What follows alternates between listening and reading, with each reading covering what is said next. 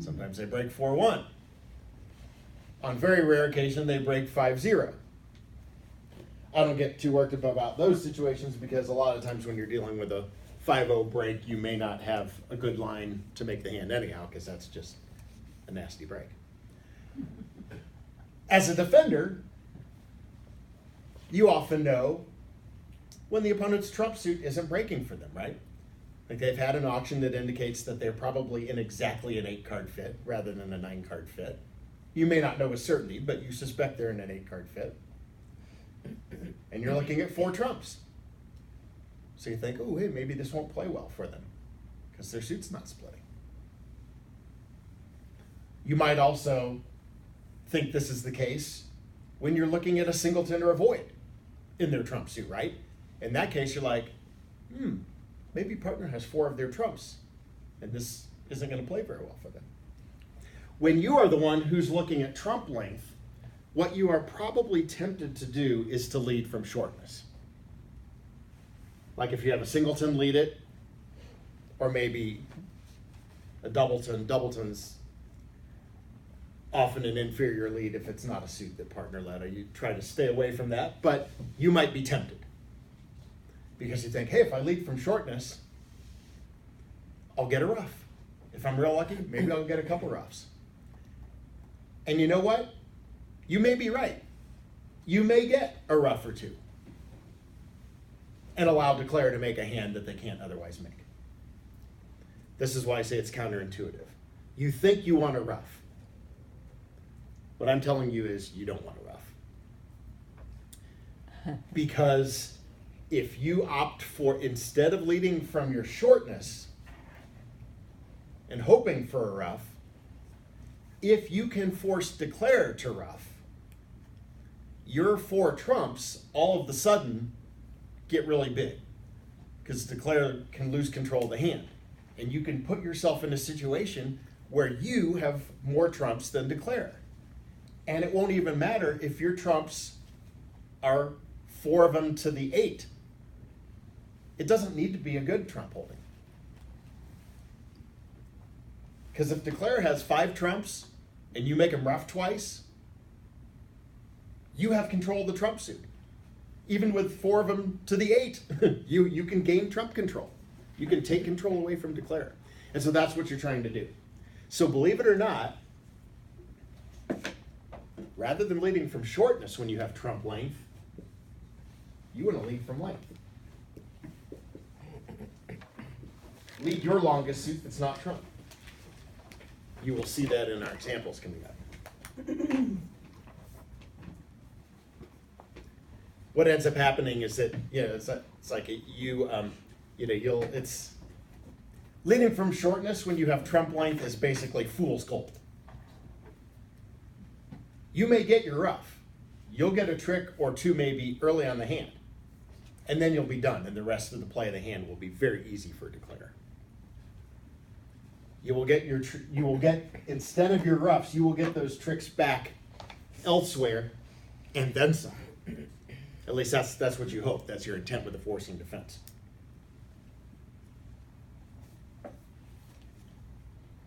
So that's an indicator. Here's one, and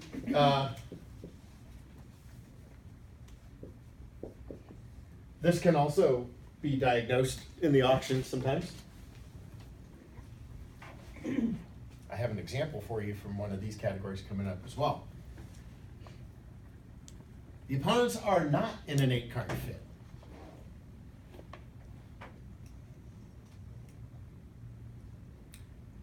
Maybe they had an auction where they were bidding different suits. They didn't find a suit that they liked, where they felt like they had a good fit, but nobody wanted to bid no trump. They were wide open in one suit and thought, well, we can't bid no trump. We bid 3 suits. Okay, well maybe partner will bid a no. I don't have a club stopper. Maybe partner will bid a no trump. Oh, partner didn't bid no trump. Guess she doesn't have a club stopper. I don't have a club stopper either. And so all of a sudden you find yourself, and we're not saying that this is bad bidding. If you stay out of a bad 3 no trump and play, say, a 5-2 fit in a major suit, you're probably in the best game you could be in, right? I mean, that does happen sometime. You ever run into that? You both have opening hands, you know you belong in a game, but nobody wants to bid no trump. So you reluctantly settle somewhere else, a 5-2 fit or a 4-3 fit in a major maybe. Well, that's fine, you may be in the best game, but it may be a game that can still be defeated if the opponents start a forcing defense on you. And then this is really just a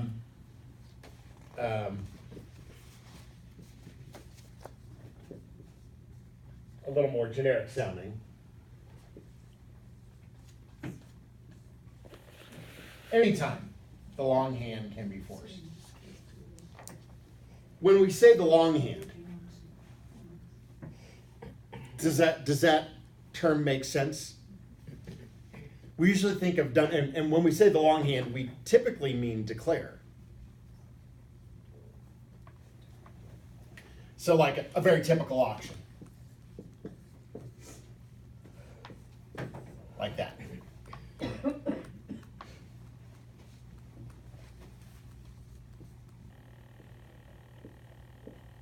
And you have an 8-card fit. How does your trump suit divide? Well, we know you have 5 because we play 5-card majors, right? And you opened a spade, and partner gave you a raise. You know, and we figure, especially if we play Bergen, we figure partner has exactly 3-card support on this auction, right? Since our Bergen structure allows us to bid differently with a 4-card raise. Right. So this here is the long hand. It's the hand with more trump. In our ideal world, when we're in a 5-3 fit, and again, if you're in a 4-4 fit, there's no distinct long hand, right? You both have the same number of trumps. But if you're in a 5-3 fit or a 6-2 fit, to get to your 8-card fit, one hand has more trumps than the other. That's the long hand. That's the hand, ideally, that you would like to rough, because that's the hand that wants to draw trump. In our dream world of hands just playing out in lovely fashion, we use, especially if dummy has shortness somewhere, even if that shortness is only a doubleton and we're only getting 1 rough in the dummy. But in our dream world, we do our roughing in dummy, and then we use the long hand to get trumps drawn, right? That's our plan on a lot of hands. Not every hand, but that's a very common line of play for us. The hand that has fewer trumps, yeah, go ahead and rough with those because we can use the long hand to draw and still have trumps left if you have to rough anything in your hand. So that's what we say when we talk about the long hand. If you're forcing dummy to rough, you're probably not really gaining much, right? But if you can force the hand that has 5 or more trumps in it to rough, now you're making some headway. So that's kind of how you, well, get more into the how. But these are things that you look for that hopefully will set off the lights that say forcing defense, forcing defense.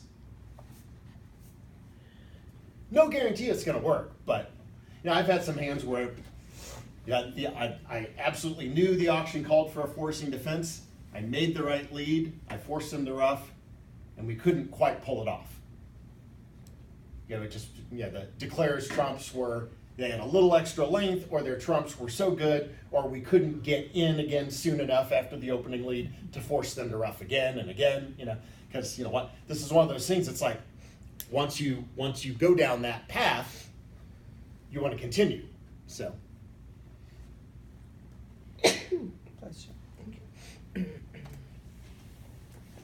Any questions so far? Yes. This may be stupid, but this assumes your partner didn't bid, and you're not trying to lead your partner's suit or not? Or is that just a Yeah, bad I mean, this policy? is going to be based more on what you've heard from the opponents. We'll look at some auctions today where maybe your side bids or maybe the opponents bid unimpeded to their game, and so the best thing that you have to go on is is clues from the bidding and then the look of your own hand. Now, certainly if partner gets in with a bid, more often than not, we're going to want to lead partner, and we never bid, more often than not, we're going to lead partner's suit. But that could be right for a lot of reasons. One of which, it might force them. Because if our intent, and this is the how of how we force, we lead the defense's longest suit. That could be our own suit, or it could be partner's suit, or sometimes we both have length in that suit. Because that's the how of getting this force accomplished. So I just read an article this morning that from the point of the opponents, when they're trying to force you to rough, and you have two definite losers somewhere else in another suit, instead of roughing, you should get rid of those losers so that you don't lose your length. You're going to lose the other ones anyway. So that would. That is sometimes a possibility. Yeah. If you can tell, and this gets a little tricky, but yeah, if they are leading something where you have losers and you have the option of roughing, you might pitch a loser somewhere else and decline to rough to prevent yourself from getting forced. But what you sometimes find is that then there's maybe somewhere else where they can force you to rough. So there's no, I mean, it's a good thought. And there's some hands, where that would be the right approach as declared. The hand that they showed was definitely that you were going to lose these two, so lose them now. Yeah. Yeah, and that's I would compare that more to a situation. You've probably heard the expression, a loser on a loser play. Oh, Yeah. Now, normally where you see that is like, let's say your left-hand opponent leads something, and you already know that your right-hand opponent is out of that suit. And you could rough in dummy, like maybe dummy is out of that suit, but this person on your right is just going to over-rough the dummy. So we say, okay, if this person's going to rough anyhow, why don't we just throw away one of dummy's losers instead and let them rough? We can't prevent the rough, let's let it happen anyhow. So it's maybe a sort of a variation of that, kind of a loser on a loser. If you know you have to lose a trick,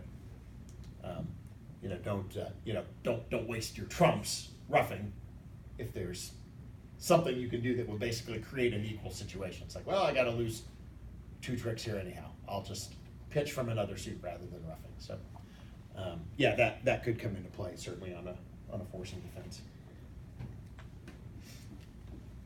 All right. Well, let's look at the first example, and this is where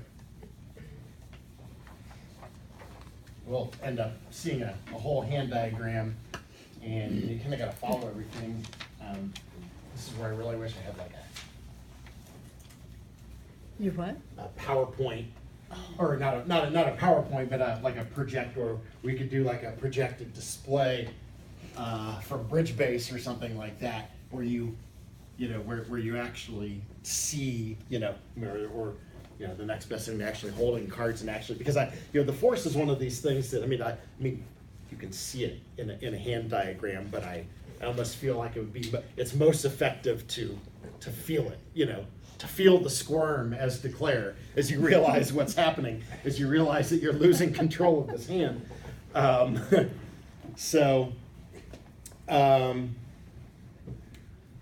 let's say this is the auction, and defenders, you are silent here. You're not involved in the auction, and let's just assume that the bidding is natural here, that there isn't any kind of conventional game try. So we get a spade opening and raise, The opening bidder shows a diamond suit, and that's just a natural second suit in a hand that is interested in game. And responder is heard enough and says, yeah, I'll put you in game. That sounds good to me. You're making a game try in diamonds, and we found our spade fit. So pretty straightforward. And as West, so this is going to be, we have four spades by South. Like to make South declare so that that hand ends up on the bottom of the whiteboard, right? Putting West on opening lead with this hand.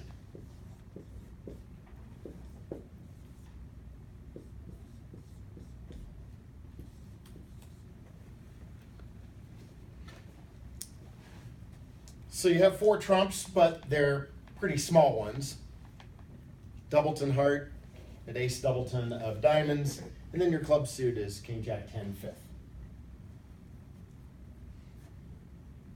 So based on what's in your hand and the bidding that you've heard from your opponents, what lead do you like?